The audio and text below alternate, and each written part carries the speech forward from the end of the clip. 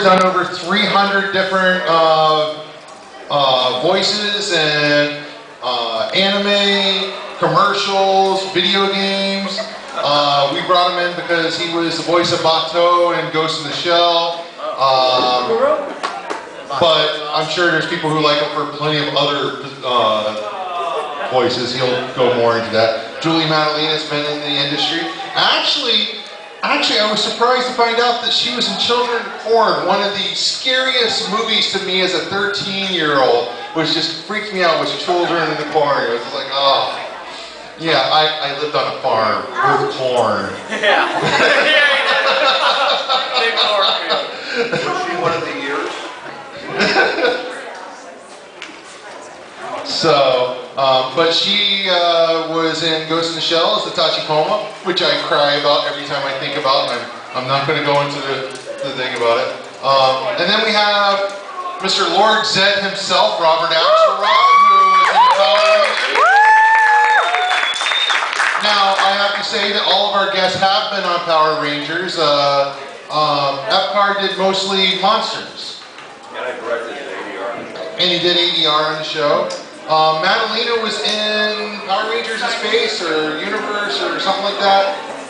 Power Rangers in Space is Dekka, the robot, right? She was a robot in Power Rangers in Space. Hey, I remember some stuff every once in a while. So, do we actually have another mic so that people can come up and ask questions out loud? Or couldn't they share a mic and talk back and forth? They can share a mic and we'll just put the other one out. You try not to go.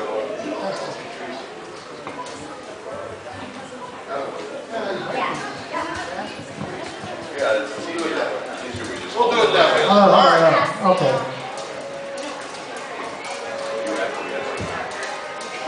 Okay, again, when you have questions, are you guys going to talk about some stuff first and then do a Q&A at the end? Yeah. You want to do Q&A now and do it kind of free form? Anyone have questions? Come on up. I do. Oh, okay. I do. You just ask them questions. Talk in the microphone and say, Hi, how you guys doing? Good morning. Hi, good morning. Really excited to see you guys here. Mr. Edgar, I heard that you're working on the new Avatar with Nickelodeon. That's true. I was wondering if you can tell us, what you can give us with that new series. What voice are you doing? Pretty much about the show. I mean, after what happened, the whole Avatar Legend of Korra thing. Yeah, I'm in the new sequel to Avatar on Nickelodeon. It's Legend of Korra, and unfortunately, I can't say anything other than that. You can give us a little bit, like at least what character. Or I had to get approval from their legal department just to be able to say that much. So. I was wondering. I know you're in there. I kind of did some homework and research, and I was there's some amazing actors in this thing, and me. but there's a wonderful cast. I mean, a lot of big name celebrities and Can people. you mention a couple? I really can't talk about the show, unfortunately. Hopefully, it'll be out. I don't know when it's going to come out because they're animating. I did see a little bit of the first episode that we worked on, and the animation looks amazing. It really does. So I'm really excited to be part of that show and working with Andre Romano, who's a great director. And so it's great. Thank you so much. Thank you. Glad to have you here.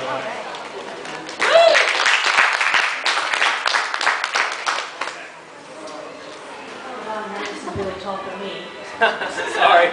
It's not your fault. I have a question for all three of you. What is your favorite role you've done, live action, voicing, or otherwise? Start with the lovely Julie Madalena.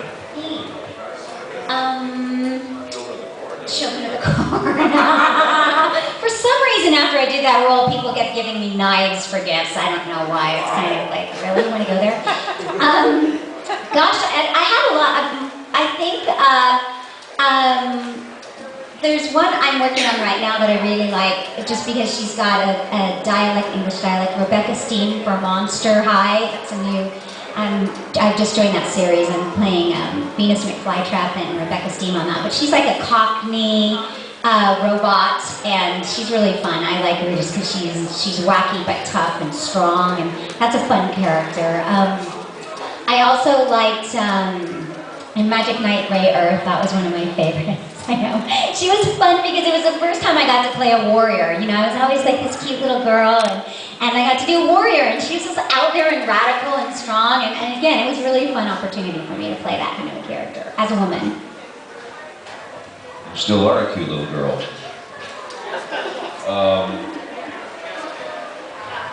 Yeah, I was talking to Jake, I think it was here. Yeah, there you are. I was telling him, he asked me the same question. You know, I get asked that question a lot. I'm sure we all get asked that question a lot. And it's just, you know, it's hard. It's hard for me because every job I do, I try my best, and I try to do a good job, whether it's a big show, small show, cheap show, expensive show. I always try to do my best work. And, you know, you view your characters after a while as your children, you know, so you can't say I like one more than the other, you know. But I have some favorites. Obviously, Baton Ghost in the Shell is one, and I like Jigen and Lupin and Ziggy's, you know, Saga and the Joker. I love doing the Joker and Mortal Kombat versus DC Universe and Raiden and all my Robotech characters and all my Transformer characters. So yeah, and I love being on this new show Avatar. So it's hard. It was a story with Peter Ustinov, who used to get asked that question. They used to say, "What's your favorite role?" And I loved his answer. He would say, "The next." And that's kind of the way I feel about it too. So.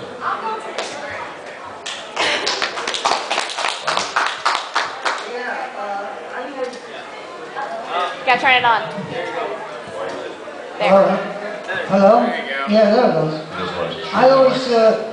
I always say, well, besides Lord's Edge, because obviously that's my favorite because it paid the rent for a long time. And I lean towards a play that I did in 1985 called Mr. Dracula. These guys weren't even alive in 1985. Yeah, you guys weren't. She was. I played Van Helsing.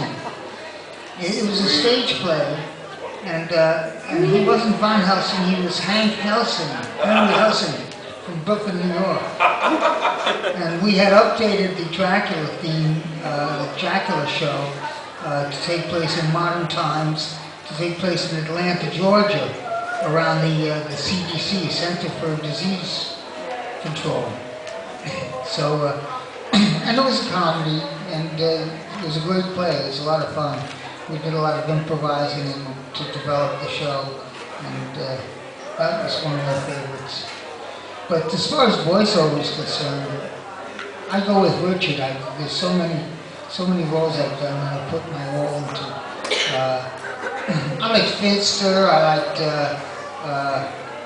Who was also on the Power Rangers. I liked Elmer on Hello Spencer, which was a Muppet-type cartoon show, Muppet-type live-action show we did right before Power Rangers hit.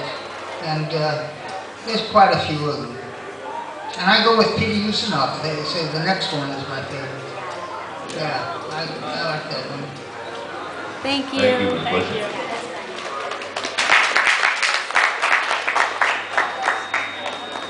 Anyone else? Question for you: does an eye patch bother your vision? Yeah. I had to wear an eye patch in a film one time, and it just it drove me nuts. It really kind of drove me nuts. Yeah, you had a question. What is that hanging from your head? What is it? Screw. A screw? Oh, okay. I thought it was a bar stool or something. Well, there you go. Sam. Okay, that works. Do you all enjoy your job? Oh, yes. I can definitely. We regularly, when we're working, just look at each other and say, this is just like the best job in the world. I mean, we are so blessed to be able to have so much fun, get paid for it. The lifestyle is a blessing. Like, I have 3 kids, so it's been a tremendous blessing for me. I did on-camera work before I had my kids. After they were born, I could be pregnant, and I had my babies in a snuggly when I'd work in the studio. I had them at my feet when I was working. They grew up in the studio while I was working, and it was just such a great schedule for me as a mom. But then you know, it's a creative environment. My favorite group of people in the industry are the voice actors because we're so, you know, there's a lot of freedom, there's a lot of flexibility. People are really not feeling competitive in terms of, you know, how I look, how they look. Are they going to get the job because of how they look? It's just our voice. So there's a kind of a freedom there, less competition. We just have so much fun. I mean, if you saw the outtakes, Richard's outtakes last night, you just get a sense of the goofing off in the studio. We're a bunch of kids, and we get paid to do what we do, and we have so much fun. Every job is a challenge. Doing the dubbing, any of the looping is a great challenge just for, you know, our brains, and then when you get to do original animation, you are free creatively. I am so thankful to do what I do.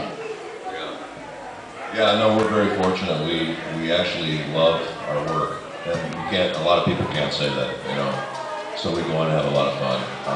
The thing I really like about voice acting is, I mean, all of us do voice acting, all of us do on camera and stage and all that as well. But the nice thing about the voice acting is you can basically be any character you can vocally imagine. So you're not relegated to your physical appearance or anything like that. It's just however you sound or can make this character sound. So that's really liberating in many ways. Yeah, for the most part, I enjoy it. There's maybe been one or two jobs I didn't enjoy that were had a lot of effort to it. I did one job where the director was directing me over the phone from Texas, and it just went on and on and on. I hadn't looked at the whole script to start with, so I was doing a Russian accent, which was okay, but he wanted me to do a really gravelly voice, like this, all the time. And whenever I laid off of that a little bit, he said, no, make it more gravelly, and it started hurting my throat. Because I only chose it to do when he was, the gravelly voice when he was angry, when the character was angry, but he wanted it all the time, and it got very, and it's just page after page of dialogue. Just, he was sending me the dialogue over the internet, and it's just page after page was going, well, yeah, I think he was typing it as it was going. So I enjoyed when it was over. And plus I didn't bid high enough for the job, because I didn't know how long it would take. He got me cheap. So the money was sour. And it took 6 weeks to pay me, so that was pretty cheesy too.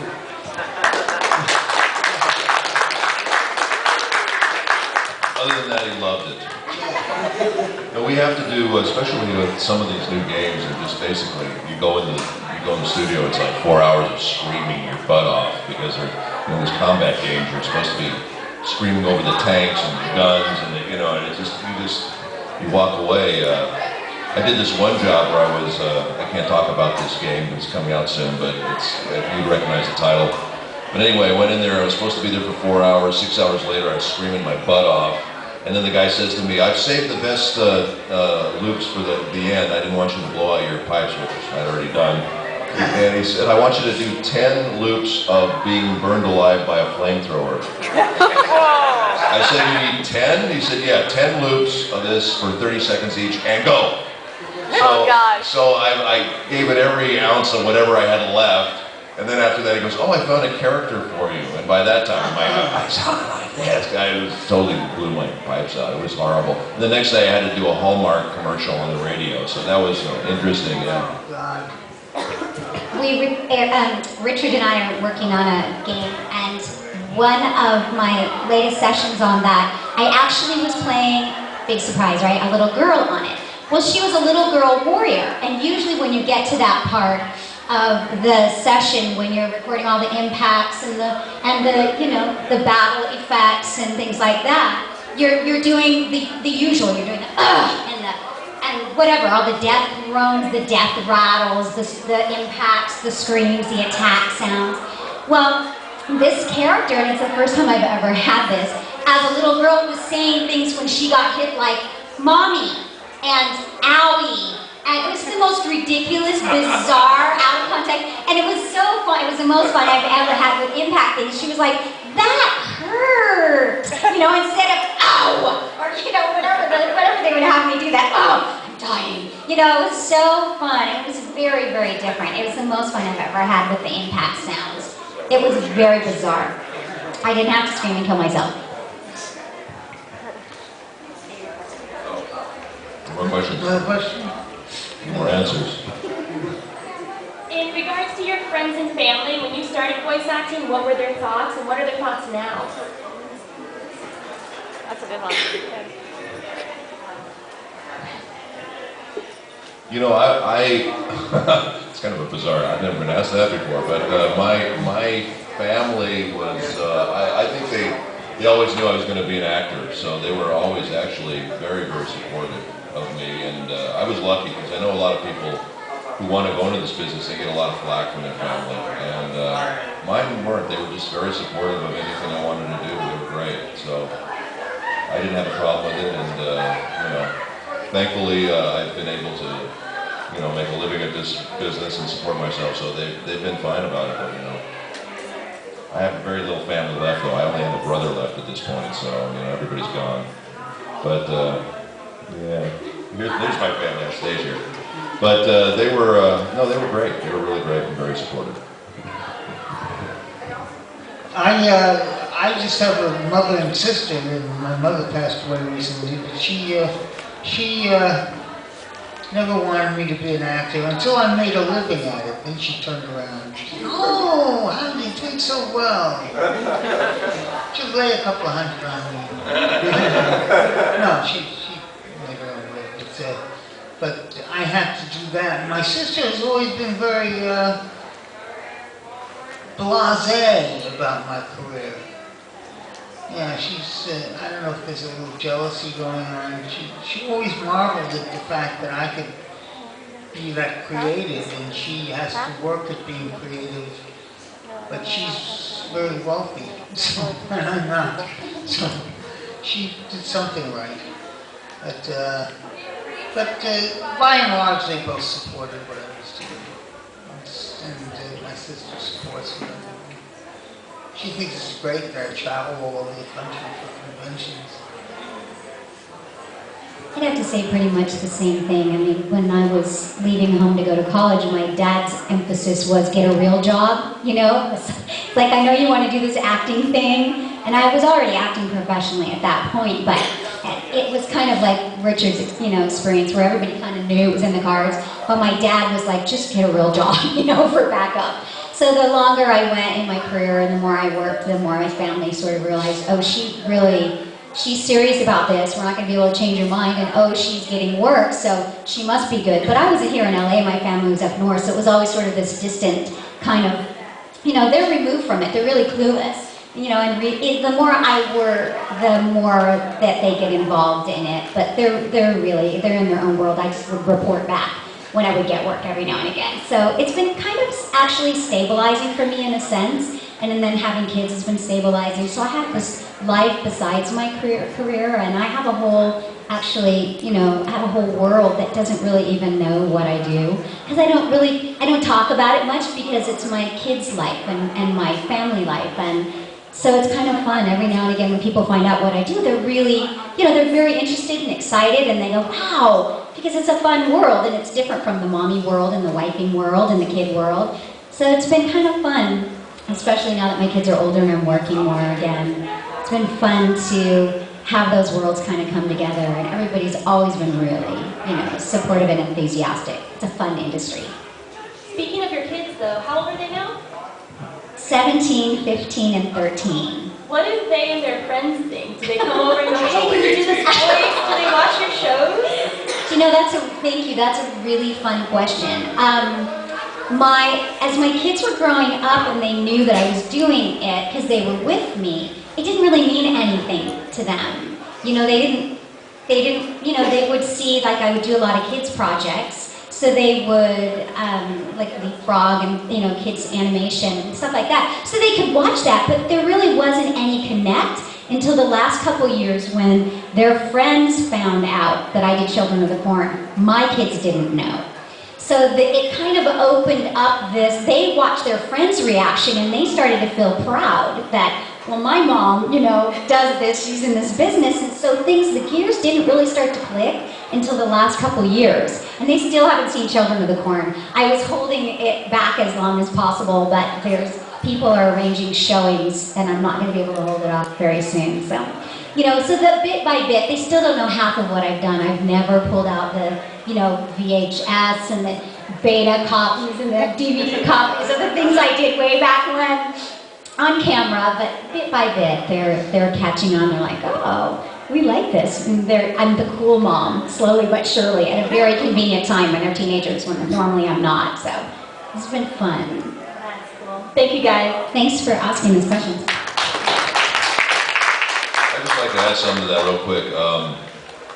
You know, a lot of people will try to discourage you from doing what you want to do, and I think basically you need to do what you love, and we all love what we do. We're very lucky, because a lot of people don't love what they do when they go to work.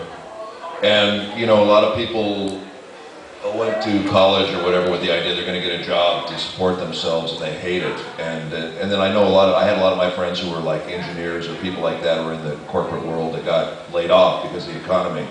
So there are no guarantees in this world or in this life. So you might as well do what you love, because at least if you're doing what you love, you're going to enjoy it, and you know, you're going to have some fun, and you know, and your life will be, I think, more fulfilling than if you're just doing a job to make a living. So that's, you know, how I feel about it. Yeah. Very good. Any other questions? Any other answers? Which do you like better? Your first projects or your more recent projects?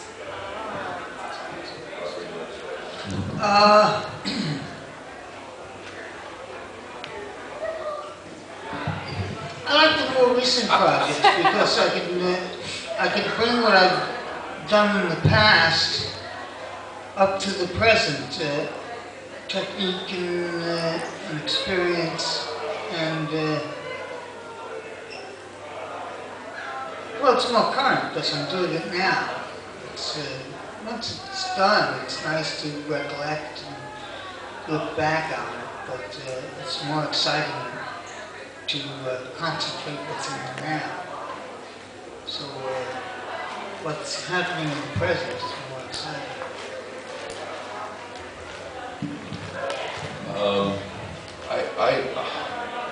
I feel like I'm really lucky. I keep getting better and better stuff. So I just did a movie that I did on camera that I had a nice part in. I really enjoyed doing that.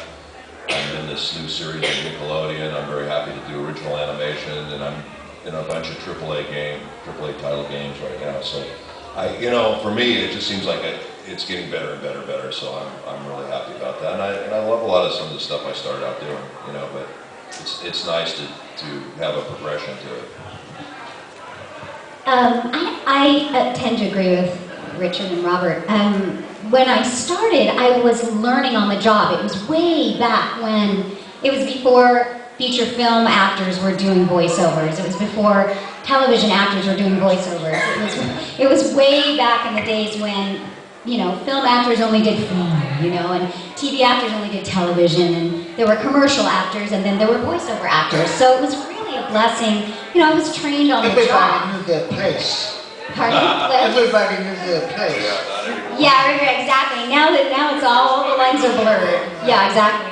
So it was great. You know, I got trained on the job. And that was really fun. But I was, you know, I was a neophyte. I really wasn't confident. I didn't know what I could do. And over the years, I feel like, you know, I feel like I know what I can do more. I have more access to all sorts of different voices. So it makes my job more fun. I feel like I'm more confident, I'm more comfortable, I'm familiar with my body, my voices, the sounds I can make, and I've grown as an actress. So I feel like I can enjoy the work more, and I have more options, and I can be more creative. So I'm having a lot more fun. You know, it was fun then, I'm having even more fun now.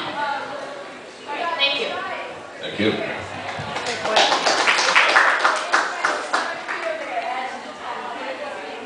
What characteristics since I know you guys audition for specific characters oftentimes, what motivates you to pick those specific characters? That's a good one. Yeah, well, we don't necessarily get to pick the characters.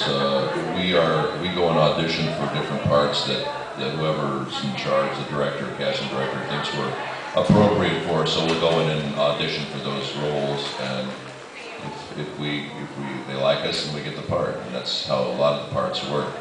There's been only really one time in my career where I can think that I basically was given a part. It turned out to be a really nice part too. That was Ansem in Kingdom Hearts. And the reason I got that part was I was telling Jake last night in an interview that Billy Zane played the character in the first game, and for whatever reason he wasn't available to do it again. And the guy who does Ansem in Japan does the voice of Bato in Ghost in the Shell. So they called up and said, who does the voice of Bato and Ghost in the Shell in America? And they said, Richard Epcar. So they just hired me to do it, which was awesome. You know, it's great. That rarely happens. So I have Bato to thank for that. I didn't get the first part of your question. What motivates you to audition for a specific character? What motivates me to audition? Paycheck. They call me, what they call me is when they choose me to audition for. I was, for the Power Rangers, I was given the role of Finster. That's how the show was cast. I'm coming in trouble now. My voice is coming in trouble. Yeah, I can use a glass of water. Can somebody get a glass of water for Robert? It's right outside the door. Thank you. I was given the role of Finster. Lord Zed I had to audition for. But as far as, let's say there's a whole bunch of characters and I gotta choose some, I choose the characters that are within my range of my vocal range and with what is within my emotional range, what I want to express. Thank you very much.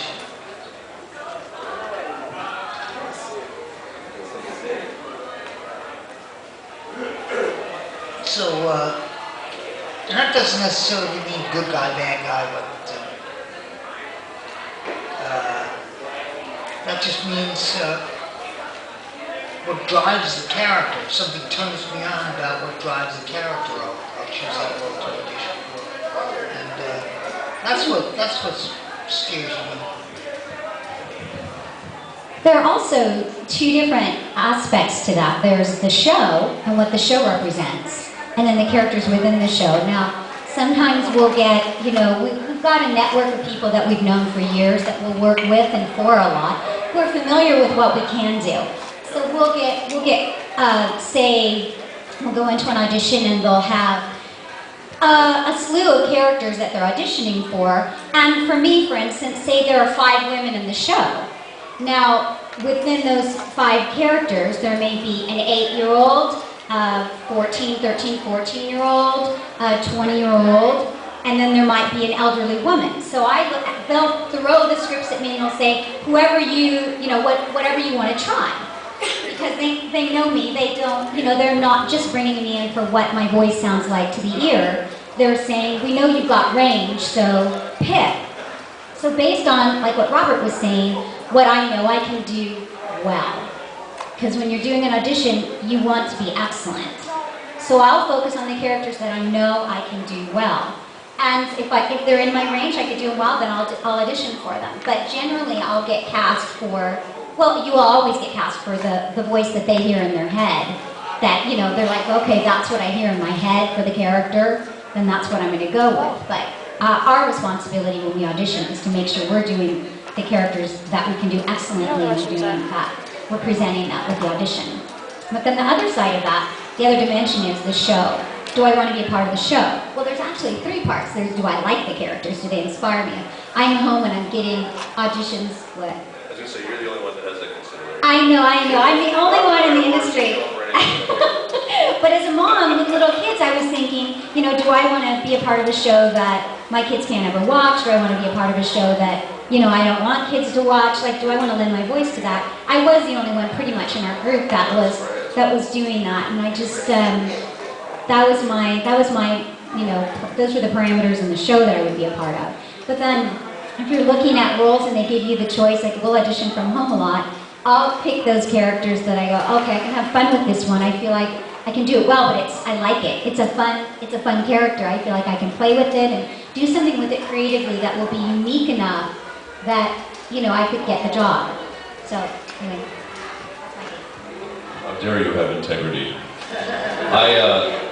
One of the most fun auditions I did was this thing for Mortal Kombat versus DC Universe, and I just basically went in, they had all the guys from DC Comics, Superman, Batman, all these kids, you know, all these characters I grew up as a kid. So I was like a kid in a candy shop, and then I got to do all the characters from Mortal Kombat. And they had DC on the line, and they had Warner Brothers on the line, and I read them all. And she just basically said, do whatever ones you want, and I wanted to do them all. So. And, you know, it was great, and they were all very, you know, supportive. Said, that's great, we like them for everything. And as I was leaving, the casting director said to me, she said, if you could pick, who would you want it to be? And I did this thing with the Joker. I'd never done the Joker before. I didn't even know where this voice came out of me, to be honest with you. It just kind of came out of me. And I said, I'd love to do the Joker. He was the most fun character of all those characters. And so a couple days later they called me, I booked the Joker and I booked Raiden for Mortal Kombat. So that was great. That was a lot of fun. That was the most fun audition I've ever been on. And speaking of video games, what's the difference between voice acting for a video game and voice acting for an animated series? Yeah, you mean an original animated or an anime? Just an animated series. Just what's the difference between like the syncing and stuff like that? Well, if it's a sync show, then it's anime or it's dubbed. You're dubbing it, and basically the difference is you're trying to do the lip sync. There's no difference. You still have to create a character. You still have to make it sound natural and real and all that. And the big difference, to be honest with you, is the pay. The pay is a lot better to do original animation and games than the anime. The anime is the least on the lowest rung of the pay scale. One of the fun things that happens with original animation, although it's changing a little bit now, is the whole cast would be in there. And it'd be so much fun. It would be like doing, you know, radio theater, and we'd be reading through the script together. That's changing a little bit, which is kind of sad. We miss that. But with the games, you're usually doing a combination of sync and a combination of just, you know, reading through the script without the image on the monitor. So they'll be animating to your voice. But it's a combination of both, and then sometimes it's all sync. So it just depends on where it's coming from and how much of it has been produced already. If it's original, you just go in and do the character, which is great. You don't have to worry about doing the sync. So it's actually easier to do the original stuff, but it pays better. So the dubbing's harder, but pays less, so you figure that out. Thank you.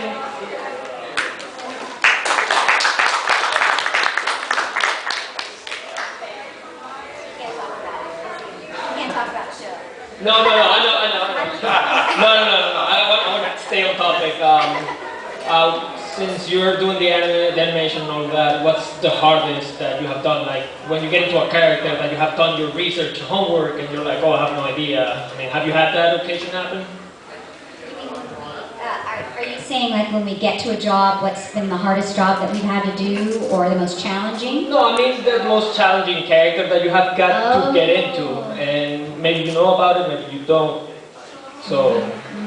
I think, Robert, you kind of referred to that already, right? The Russian guy?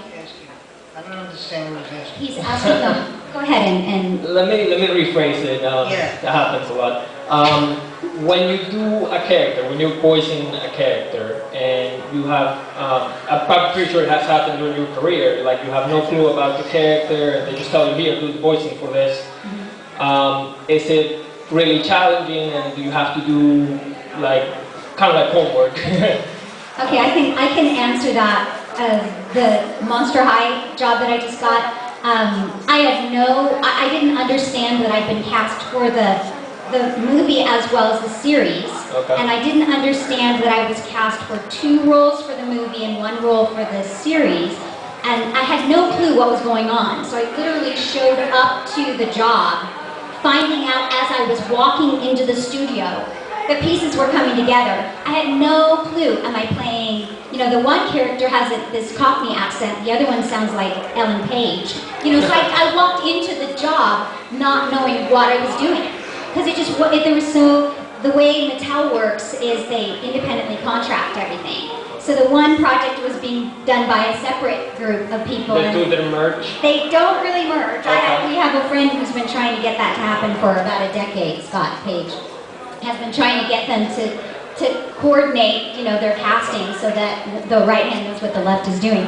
So anyway, it was one of those moments where I was behind the 8 ball pretty much the whole time until he told me, okay, for Venus we're doing blah, blah, blah, blah, blah, and I knew because of the audition process what they wanted, and I started to slowly catch up. But even then, when you get to a job like that, that's your first day on the job, they're finding the voice. Okay. So you go through a process, which the director at the time, Audu, said, it's really an audition, your first day on a job like that, that's a series. You know, so even then, they're finessing it to see if you can get that voice again, and if you can maintain it. Because when you're doing a series, they don't want you picking a voice that's such a stretch for you that you're not going to be able to be consistent with it throughout the length of the series. Because if you do it for 5-10 years and you're doing something like a gravelly Russian harsh voice, can you maintain it? It's going to be a challenge. So anyway, all that to say that that was the job that was most unnerving for me, trying to figure out who I was and what I was doing. Okay. You know, the big difference is when you do a stage play, for example, you have rehearsal time and you work on your character. When you're doing a movie, you get the script, you work on it, you go to the set, you have your character, you've been doing your research, your homework.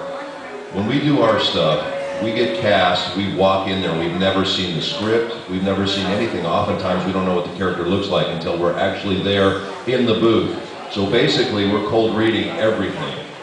So you have to basically just bring this up to performance level. You got to go in there and just be that character and just do the best job you can on the spot. And that's the way it works when you do voiceover. So there's no preparation time, except the only time it is occasionally when you do original animation, they'll send you the script so you can read it ahead of time. But that's the only time. Other than that, when you do these games, and especially now, everybody's so, you know, legal conscious. They don't want to show you anything until you get in the booth. So you really have to be able to show up and do it as well as if you rehearse this thing for weeks, you know. And that's a trick, and that's hard to do, and that comes with experience. So, you know, that's the tough part. You have to come in, deliver the goods, and be as good as if you had worked on this for months. In the same, like Richard was saying, in the same job, I didn't have pictures of the character for Monster High. I didn't even have pictures. I didn't know what they looked like. It was just a voice reference. Oh, wow. And then by the time I went in for the 3rd session, for the 2nd film, it's like the first film was a session, the series was a session, and the 3rd session was for the 2nd film already. They showed me a picture of the dolls, because it's all merchandising, so they're making dolls for the characters. So he showed me pictures of the dolls. And I was like, oh my gosh, I had no idea. She's like, it totally changed the way I would approach the voice. You know, so I have the picture, you know, so which leads me to my next question. Where do you get that inspiration to get into the character? That's a great question. Yes. Since we usually don't see stuff, for actually doing the job, sometimes we have pictures and that helps, but usually it's a reference. The director will give us a vocal reference. So say we want it to sound like so-and-so, or they'll give us an age reference, or they'll give us a story about, you know, this is who she is. Like for me, they don't say that to Richard. This is who she is, and you know, so they'll give us some information that we have to now take and bring the vocal quality that we know we got hired for.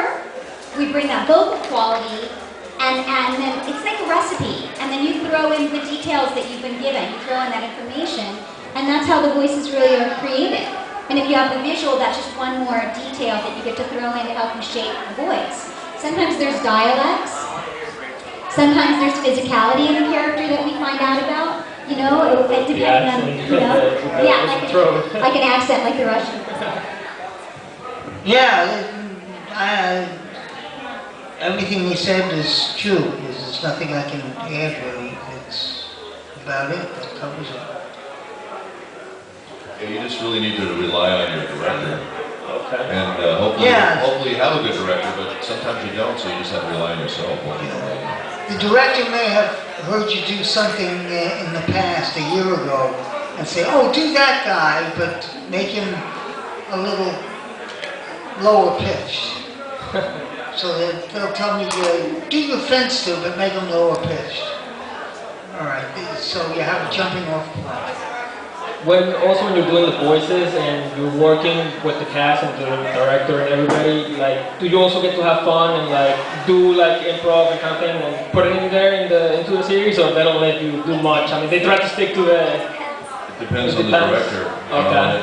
And we don't generally, if we're doing a dubbing job, we don't see the other actors. We just go and do our part. It's like one character at a time. So we don't get to play with the other characters. That's why it's fun to do the original animation, because then hopefully you get to actually act off other people. So. Budgets are very tight on anime. Time is money in the studio, and usually they don't have time to fool around. Unfortunately. Unless I'm directing.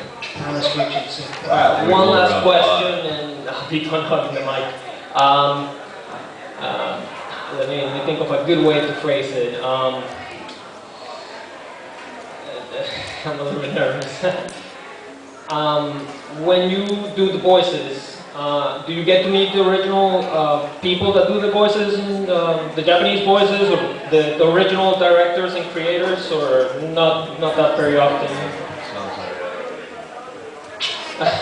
Sometimes the producers are there, and they're there to help the project stay true to the original vision. Okay. But I've never met a character who's, the original with the Japanese voicing, or the original creator of the series, or no, I don't think so.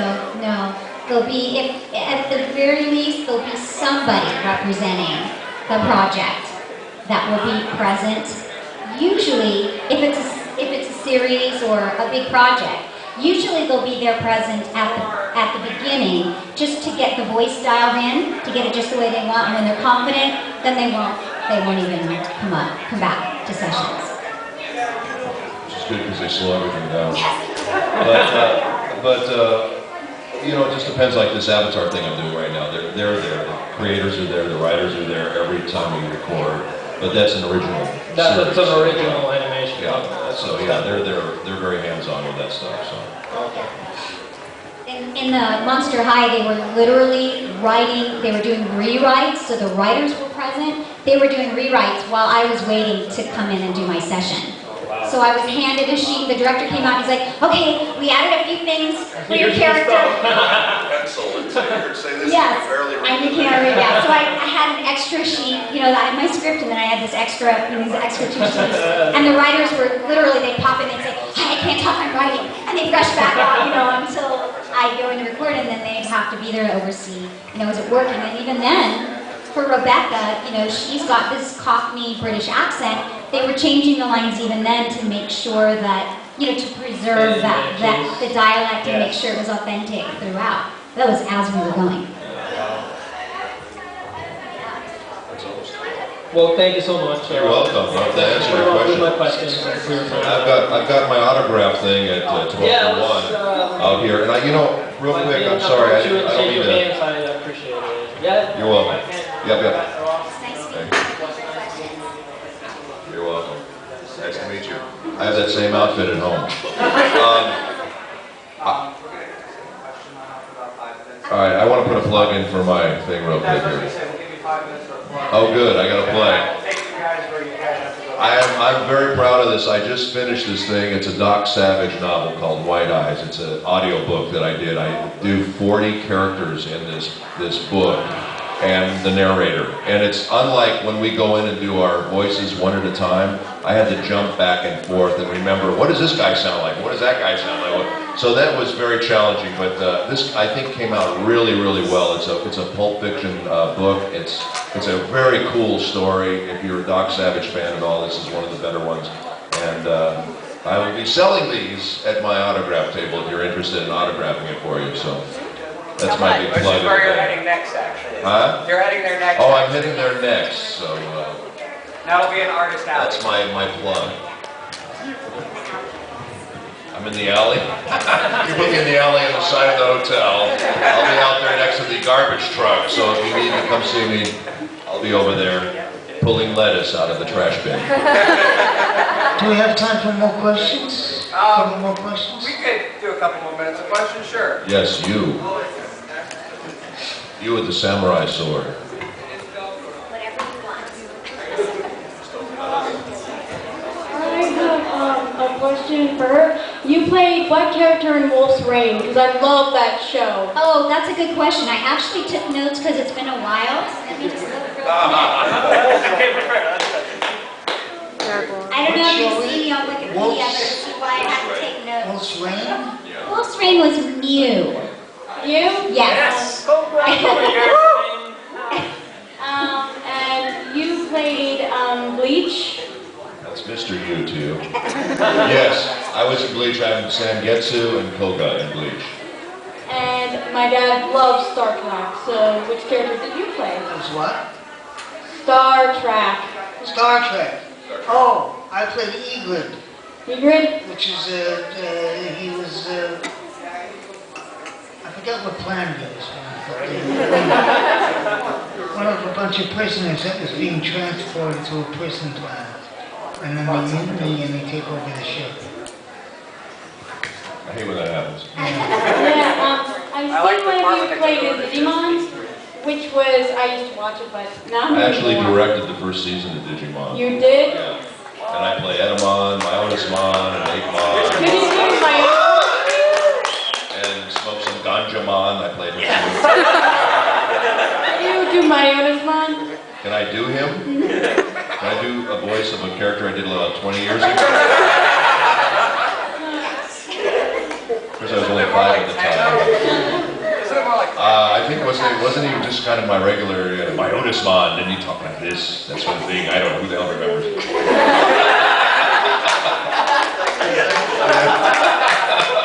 Well, when you voice act, do you like feel the character and have to see what they dress, how they walk, and all that?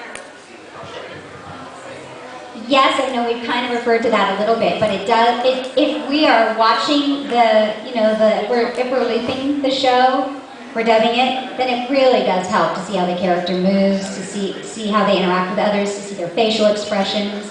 It's fun. It does help a lot with the voice. When we don't, yes, when we can't see the visual, we do have to really feel the character. We have to find something we can identify with that allows us to create the voice. Yeah, when that's true, what Julie said. I was just looking at this. This is an amazing costume back there. Is that? Wow. I'm going to guess Voltron, is it? Or which one? Gundam. Oh, Gundam. Okay. I've been in a bunch of Gundams. I should know that, right? I'm in the new Gundam Unicorn. I don't know if you guys heard about that. You're dying like a champ. Thank you. I've been dying since Ben Dixon and Robotech. That's awesome, though. It looks amazing. And gold in Macross Plus. Yes, that's right. That's really, really amazing. Thank you for answering some of my questions. You're very welcome. You're welcome. Anybody else? Yep, we're coming to claim you. All right, I'm going to go to my autograph panel. Please come by and see me and say hello. Okay. And buy my book.